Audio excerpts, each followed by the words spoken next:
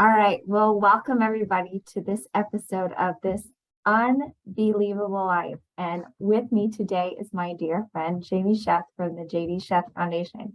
So I am so excited that Jaimie is my very first guest on the podcast. And I picked Jaimie because she is just such an inspiration to me. And I wanted her to just basically tell her story and tell us about her and the amazing things that she's done and what she is doing. And I wanted her to tell us what we could be doing as a community and family and friends and what we could be doing to help her.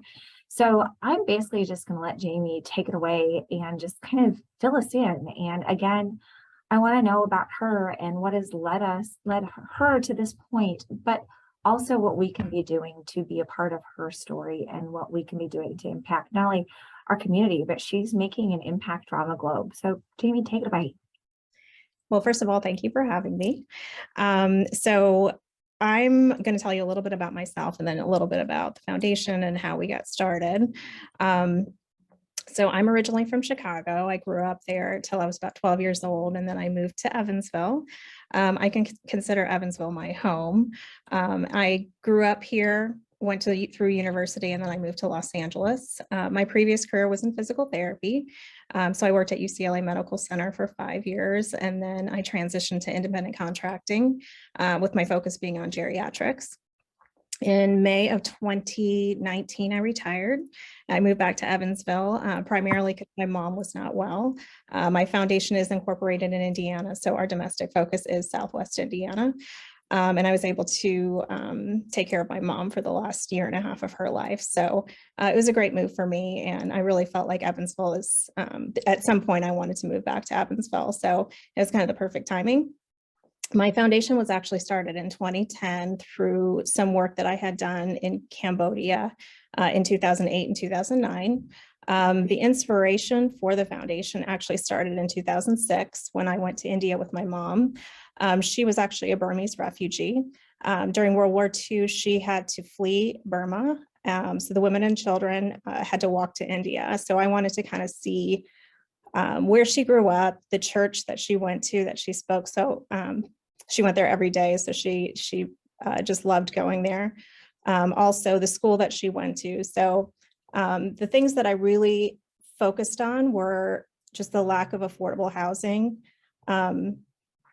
the just lack of infrastructure, clean water, no government assistance. It was just really sad. And having been traveled all over the world, it just hit home a little bit more to me because I could see my mom and all those kids that I saw at that school.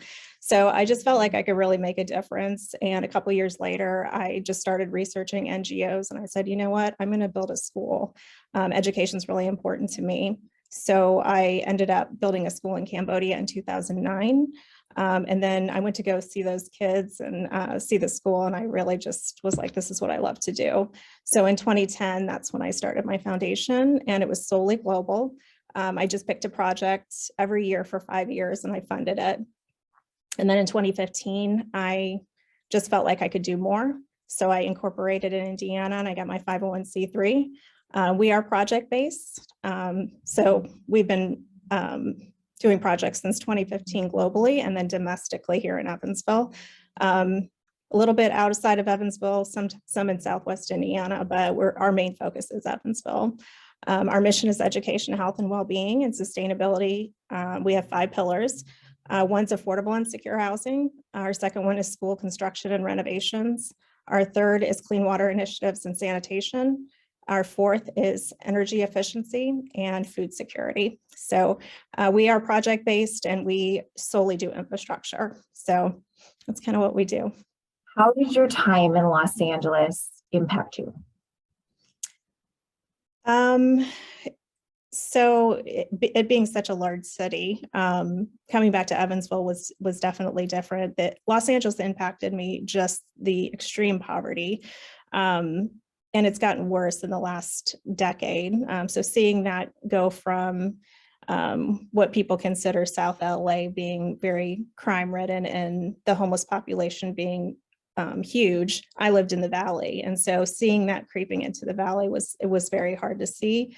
But coming back to Evansville and seeing the homeless population that we have here, and seeing the great work that UCS does in Aurora and Echo Housing, there are organizations that I could really get behind.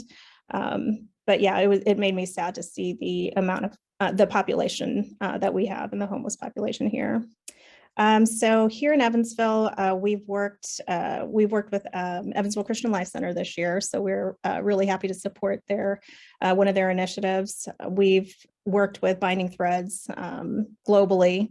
We did a pig farm for them this year. We worked with IDE for a water hauling truck. African People's Education and Defense Fund, we did appliances for a quadplex for them. Our new initiative is our Home of the Brave.